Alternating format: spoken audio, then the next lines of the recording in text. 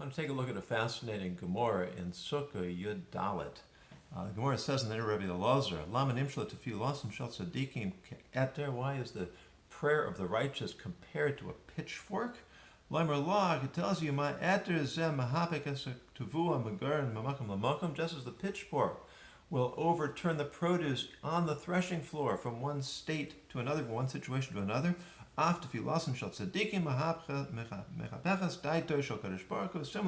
the tefillah of the righteous will change or overturn the das, the intent of HaKadosh Baruch Hu, Hashem, Midas Achzarias, Midas Rachmanus, from the attribute of Achzarias, cruelty or ruthlessness, to the attribute of compassion and mercy. Very interesting. Rashi tells us only here that first this is brought agav, it's brought by the way. The word eter, pitchfork, was mentioned previously, so it's mentioned here as well. And then he brings the source for the comparison, the pasuk in Parshas Toldos, where Yitzchak and Rivka daven to Hashem for children. Rivka had been barren for many years, and the pasuk there uses the word for tefillah eter, which is the same root as our word for pitchfork. However, if you look over in Yevamos, Samech Dalet Omen Aleph, you find a very similar Gemara. This one is in the name of Rabbi Yitzchak, and it starts out the same way. It says, why is the tefillah of the righteous compared to a pitchfork? And it says the same thing, that just as the pitchfork overturns the produce from one state to another, so too the tefillah of the righteous overturns Hashem's will from anger to mercy. However, there are two distinct differences. One is it doesn't say garden, it doesn't mention the threshing floor over in Yevamos. And second, it doesn't say achzarias, it doesn't use the term for cruelty or ruthlessness, it uses the term for of rozonus, which translates as anger, really comes from the word trembling. So why the distinction? Are Rebbe Yitzhak and Rebbe Elazar teaching the same thing, or are they teaching something different?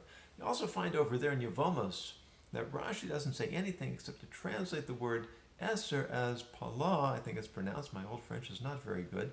I don't know exactly what it is, but Tosfos takes exception over there, and he says that shouldn't be the word that's used. It should be the word forko, which presumably means fork or pitchfork. And he says this is a reference to the winnowing process. The way they used to prepare grain is they would take the pitchfork, they'd toss it up in the air. The wind would blow away the chaff, and the grain would fall straight down. And so they would be left with usable grain. That was just part of the process. So the Aruch LaNer, and drawing in a little bit from the Sefer Mor V'Shem Toldos, I'll try to explain the distinction between these two Gemaras.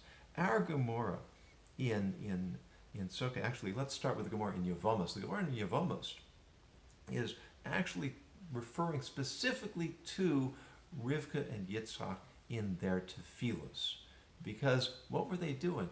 Those Yitzchak, we know, is characterized by midas adin, the strict attribute of justice, and the Mor Hashem says Rivka also, that was her midah, that was her quality. The problem is when you're davening to Hashem, you don't daven from midas adin. We don't make demands of Hashem. Even Yitzchak, who was midas adin, didn't make demands, didn't declare what he deserved.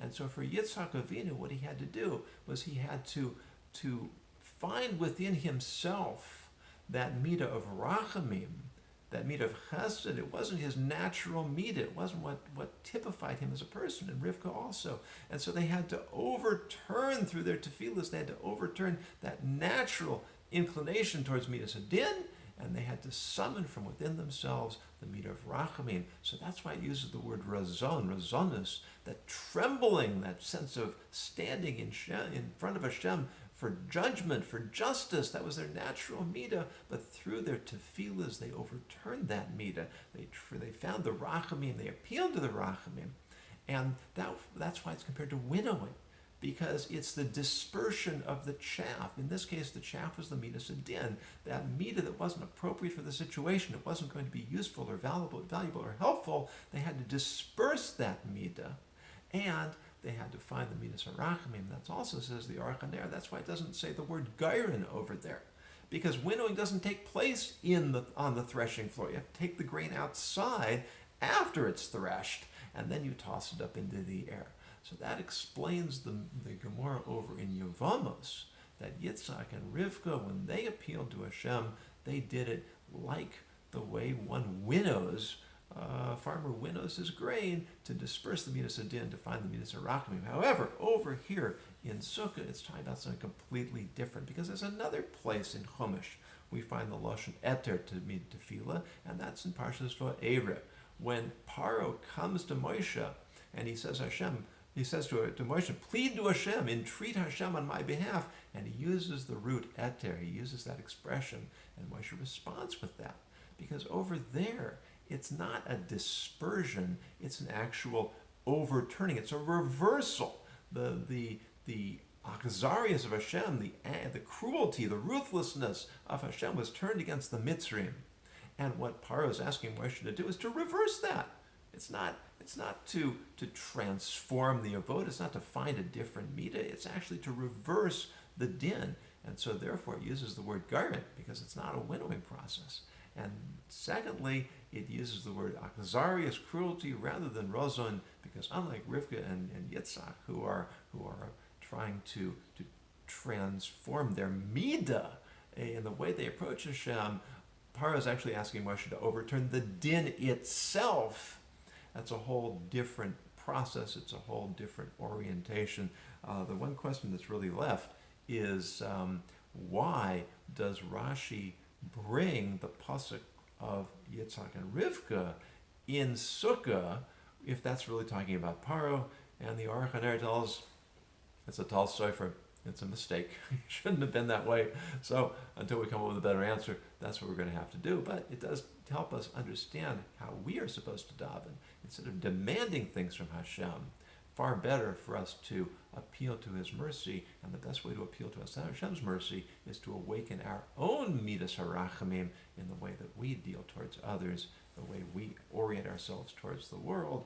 We become more godlike by being people of rachamim, and that's the way we evoke Hashem's rachamim, His mercy, in our lives.